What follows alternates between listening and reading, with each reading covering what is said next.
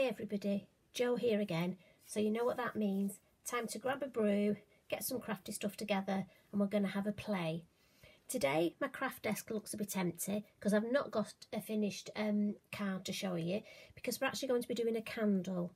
Now again, I've had quite a few messages of crafters asking me to just go through how I do candles. Now you know me, I know there's so-called set rules for these things. I just teach the way that I find it easier for me to explain to crafters. So like I say, this is just my interpretation, and I'm not saying it's the only way. There's probably lots of other ways out there and lots of other videos. This is just the way that I do it. I always like to say that just in case somebody comes back and doesn't agree with the way I've done it. I'm just covering myself because I do things a bit of a strange way, as you know. So what we're going to do is we've got one of these candles here. Now this is a pillar candle, so what it actually means is it burns from the inside down. But I've got to be honest, whenever I teach this, I always say this is for decorative purposes only. I have burnt one that I've decorated purely to see how it would burn, and it does burn in the middle. But when it gets to part way down, the sides fall in and the tissue could catch fire. So that's why I say decorative purposes only. If you really wanted to have a candle in it, my tip would be burn it for a while, and what happens is you get a hollow in the top here, and you could pop a tea light in that hollow and actually light the tea light. And that is, you are actually lighting the candle, but that way you'll preserve the edges and it will be safe. But like I say, for me, I always do stress decorative only, but that is one way of getting around it. You know me, got to have a way of getting around it. So the first thing we're going to need is a piece of tissue paper. Now again, I just use the normal white tissue paper that you buy in one of your stationery stores. Or to be honest, depending where you buy your clothes from, sometimes the tissue actually comes if you buy a nice blouse or a nice jumper. And I just use that.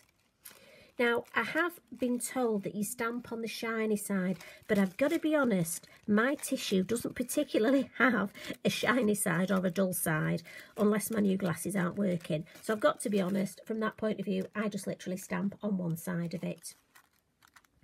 Now, I have seen videos where people have literally stamped a silhouette and burnt that into the candle, which is perfectly great, but we're going to stretch it a bit more, add a bit of ink, add a bit of colour.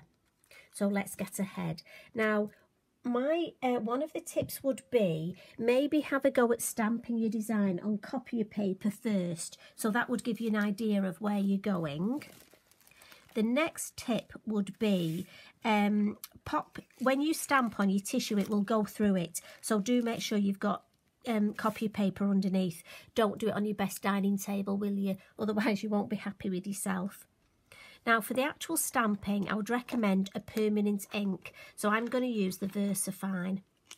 Now the thing with this is, I would recommend doing the stamping bit a good half hour before adding the colour and actually melting the candle. So I have stamped one up earlier, which I will go to, but I'll show you the stamping anyway. So it's just that with it being sort of an oily based ink, a permanent ink, it does need time just to settle, just to soak into the tissue.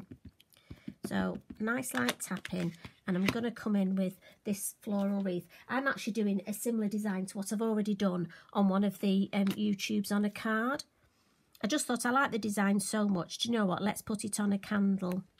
But also it would show you that you could do a matching gift and give the card, do a matching tag, and do yourself a candle. So again, remember, these are the flexible blocks from All and Create. And do be mindful though, when you're stamping on tissue, it is, just be a bit gentle with it, just ease it away. There we go, and that's stamped lovely. As you can see, it has gone through. I mean, one tip, if you wanted to stamp an intricate design and you did it on copier paper first and kept your placings, say you wanted to do a wreath, say, and you wanted it specific placing, you know, you can put your tissue paper on top and you can see through, and you could actually stamp, use it almost like tracing paper. Now I'm going to stamp these lovely little small dwellings. And like I said, I did do a card in blue tones using these. So again, I'll just stamp them in the middle.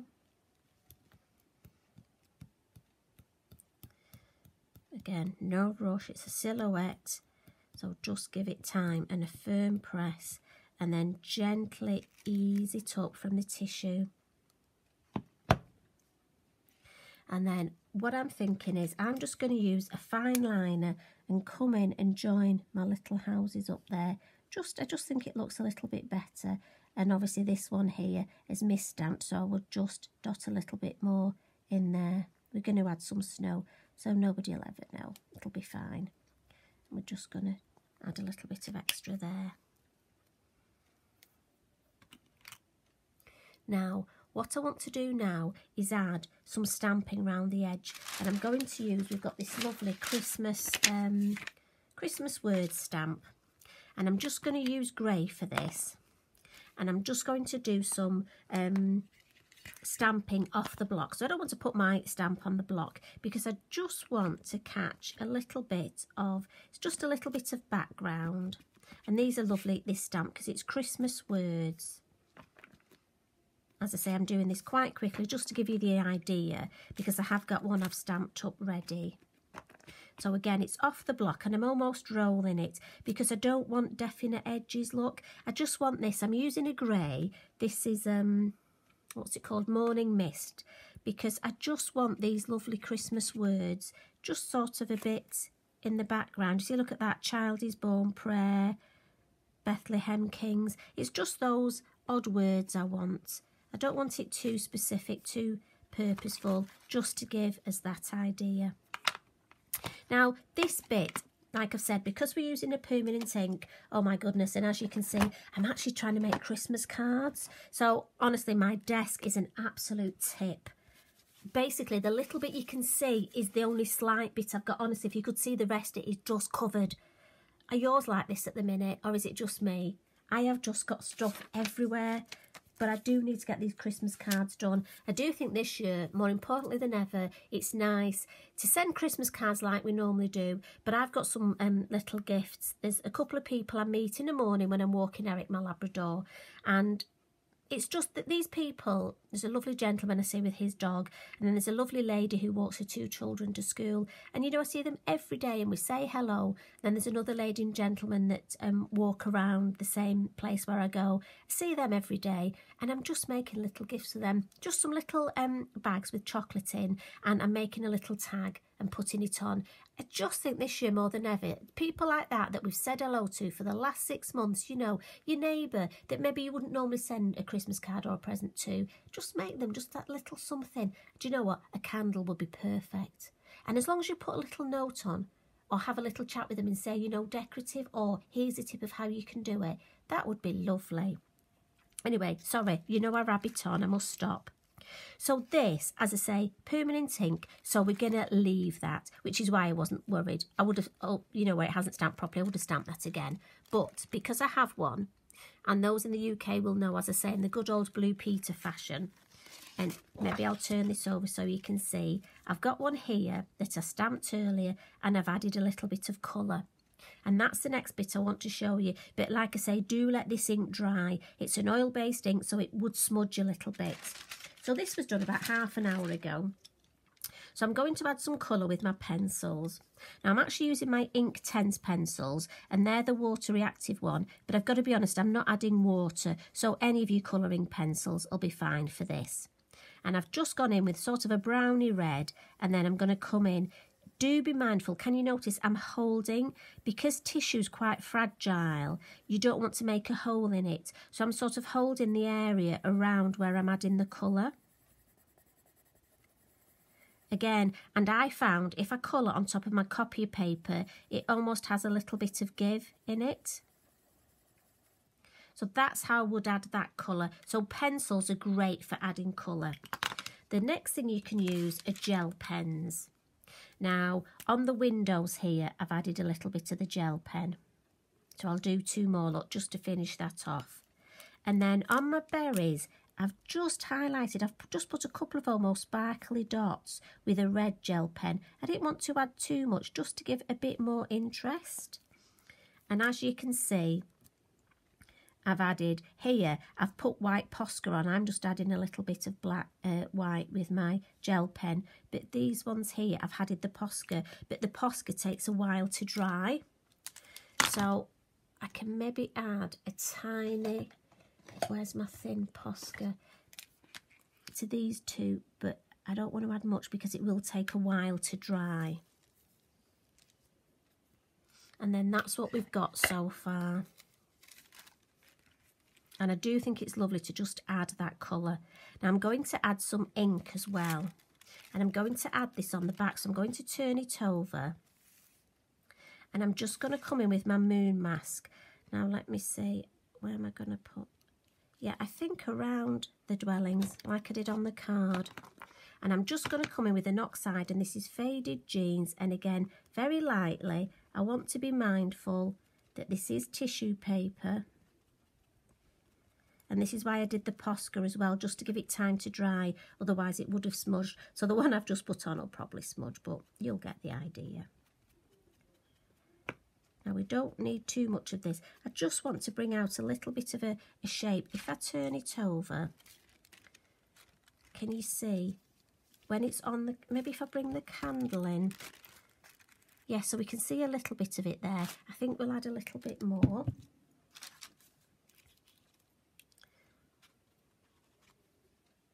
Let's just go for it a bit stronger. I'd much rather build it up. So always do it nice and light. And I don't want to add any on my berries, do I? A bit more around there.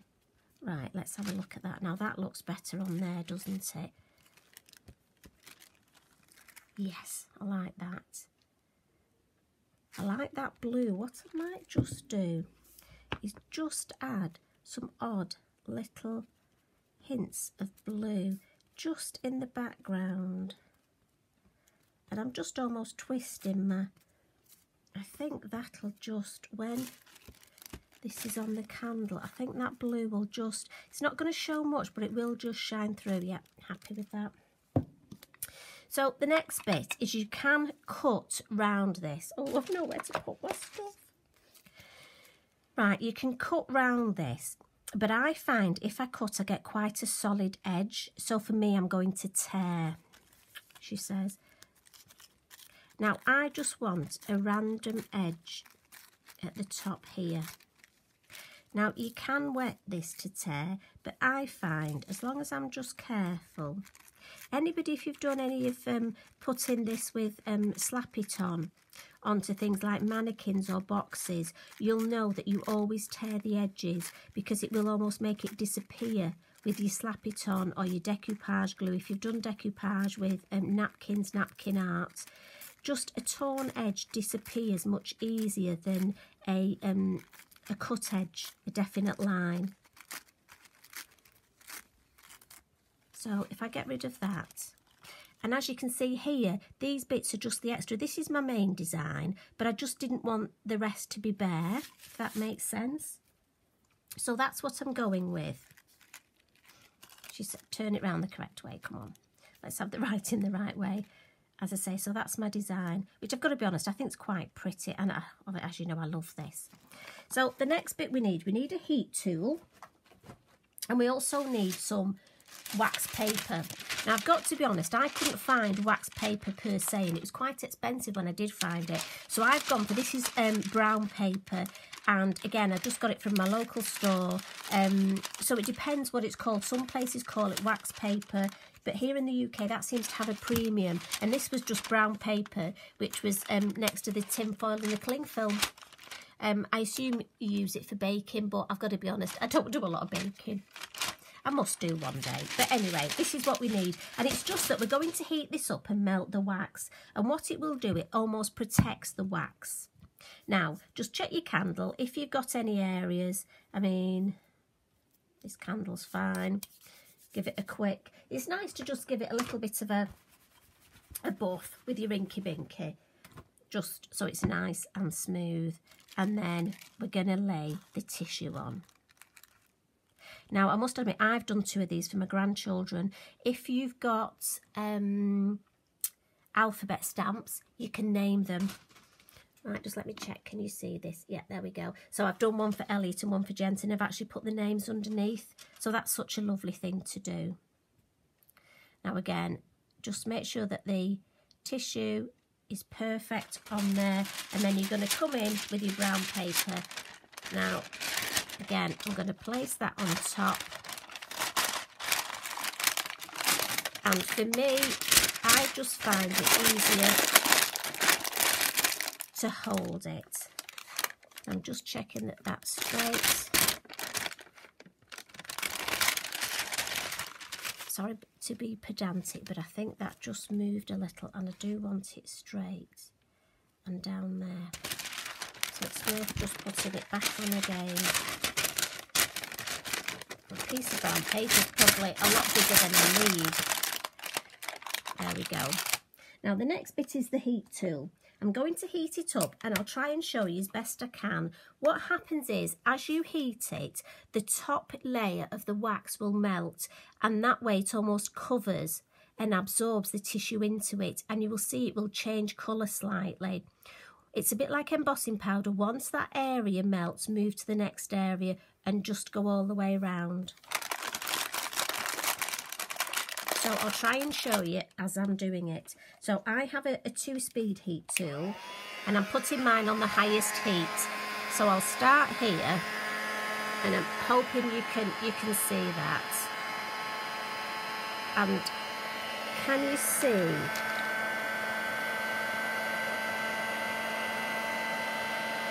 If you just look, it's almost, I'm hoping you can pick this, it almost looks a little bit deeper. It's almost like a river swimming look, up there, up to the top.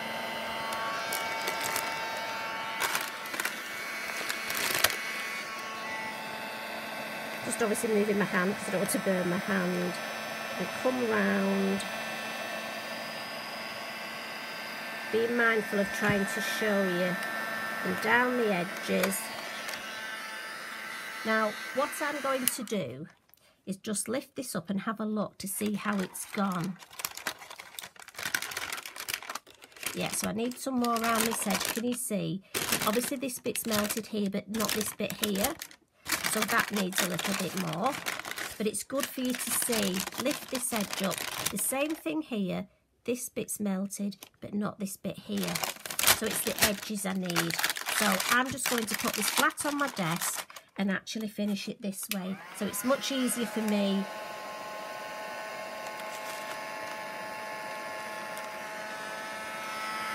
To hold it tight. You can tape it if you want.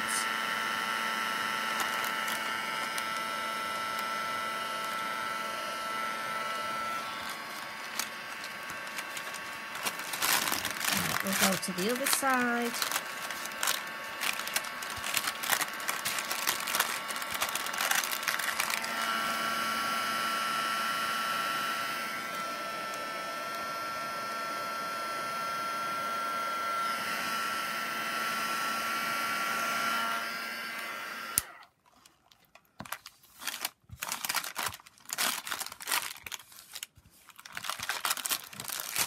Give it a bit of a roll.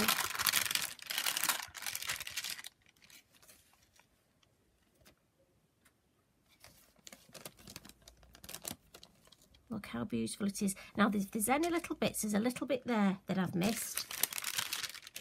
Let's pop the edge of this back on.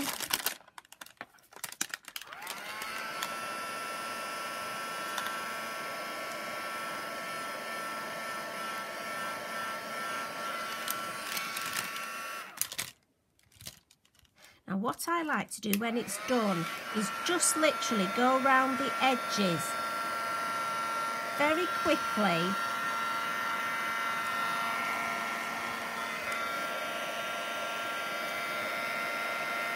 Now again, it's a bit, you've got to be, don't do it too, just very quickly.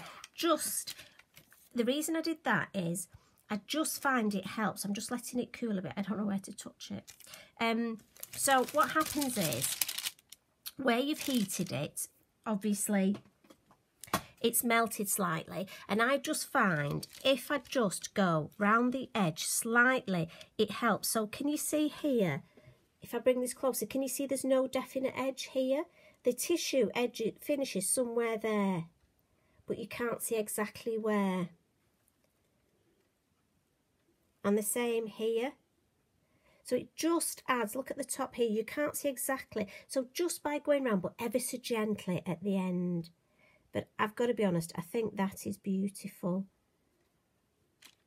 And I'm more than happy with that. Now, if you wanted, you could add some glitter.